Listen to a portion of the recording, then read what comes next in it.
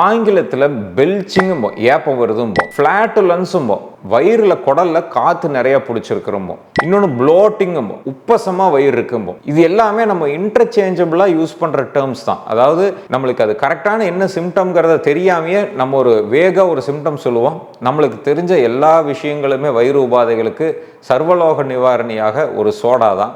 அதை குடிச்சோடனே இது கண்டிப்பாக உடனே சரியான மாதிரி இருக்கும். பட் அதை நம்ம வேணும்னே அதை மோசமாக்கிறதுக்கு உண்டான வழி தான். ஸோ இந்த மூன்றுத்துக்குமே எக்ஸாக்ட் ரீசன்ஸ் என்ன, எக்ஸாக்டாக எப்படி வேறுபடுத்தி பார்த்துக்க முடியுங்கிறத இந்த வீடியோ பதிவில் பார்ப்போம். நான் doctor Ashok, Shakti fertility and Sri Chakra மருத்துவமனை. யூஸ்வலாக பெல்ச்சிங் அப்படிங்கிறது வந்து ஏப்பம் விடுறதுன்னு அர்த்தம். அதாவது ஏப்பம் வந்து எங்கிருந்து வரும் அப்படின்னா இரைப்பையிலிருந்து வரும். இரைப்பையில் எக்ஸசிவாக காற்று சேர்ந்துருச்சு அப்படின்னா அந்த காற்றை வந்து வேகமாக சிறுகுடலுக்கு தள்ள முடியாத ஒரு சூழ்நிலையில் மேலே பர்பிங்காக வெளியே வரும். இந்த ஸ்பிங்க்டர் வந்து ரிலாக்ஸ் ஆகும், அந்த காற்று உணவு குழாய்க்கு வரும். அங்கிருந்து நம்ம வாலண்டியராக கிரிக்கோஃபேரிங்ஸை வந்து ரிலீஸ் பண்ணி வாய் வழியாக அந்த ஏப்பத்தை விடுவோம். இதுக்கு காரணம் என்ன அப்படின்னா சிறுகுடலோ பெருங்குடலோ கிடையாது.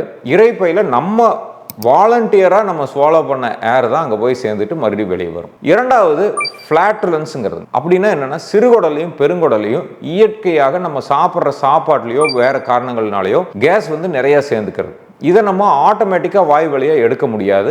நேச்சுரலாக டைஜஸ்டபிளாக தான் போகும். இல்லைன்னா நம்ம மெடிசின்ஸ் மூலியமாக அதை கம்மி பண்ண முடியும். முக்கிய காரணங்கள் என்ன அப்படின்னா கேஸ் ப்ரொடியூசிங் பாக்டீரியா உணவில் இருக்கலாம், இல்லைன்னா நேச்சுரலாகவே இருக்கலாம்.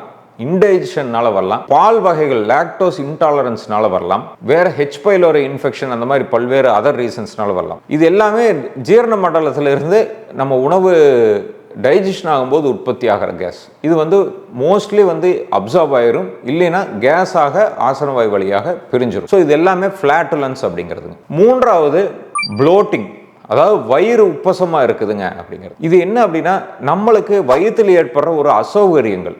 அப்படின்னா நம்ம வந்து ஒரு மைல்டு கிராம்பாக இருக்கலாம், சாப்பிட்ட உடனே சரியாக செரிமானம் ஆகாமல் இருக்கலாம், வயிறு வந்து ஈஸியாக டைஜஸ்ட் ஆகி பொங்குன்னு இல்லாமல் அப்படியே ஹெவினஸ் இருக்கலாம், நெக்ஸ்ட் டைமுக்கு பசி ஆகாமல் இருக்கலாம், கும்முன்னு இருக்கிற மாதிரி இருக்கலாம், எனக்கு இப்போ பசி இல்லைங்கிற ஒரு சிம்டம் இருக்கலாம், மோஷன் போனால் ஃப்ரீ ஆயிடும் ஆனால் மோஷன் வரமாட்டேங்குதுன்னு இருக்கலாம். இது எல்லா சிம்டமுமே கலெக்டிவாக சேர்ந்தது தான் வயிறு உப்பசம்னு சொல்லுவோம், ப்ளோட்டிங்னு சொல்லுவோம். ஸோ ப்ளோட்டிங் இருந்ததுன்னா 1 or 2 days ரிலீவ் ஆயிரும். இல்லைன்னா கண்டிப்பாக அந்த ஸ்பெசிஃபிக்காக உங்கள் கூட டைம் ஸ்பெண்ட் பண்ணி என்னென்னலாம் சிம்டம் இருக்குங்கிறத டாக்டர் தெளிவாக கேட்டு தெரிஞ்சுக்கிட்டு அதை ட்ரீட் பண்ணுவாங்க. ஸோ இந்த 3 விஷயங்களுமே நம்ம தெளிவாக வேறுபடுத்தி பார்த்துக்கணும். அப்படின்னா தான் நம்மளுடைய ட்ரீட்மெண்ட் வந்து ரொம்ப ஈஸியாக இருக்கும். இந்த வீடியோ பதிவு பிடிச்சிருந்ததுன்னா ஏதாவது டவுட் இருந்ததுன்னா கமெண்ட் செக்ஷனில் கேள்விகளாக கேளுங்க. தொடர்ந்து பேசுவோம். ஆரோக்கியமான வாழ்க்கை அன்பு வாழ்த்துக்களுடன் டாக்டர் அசோக்.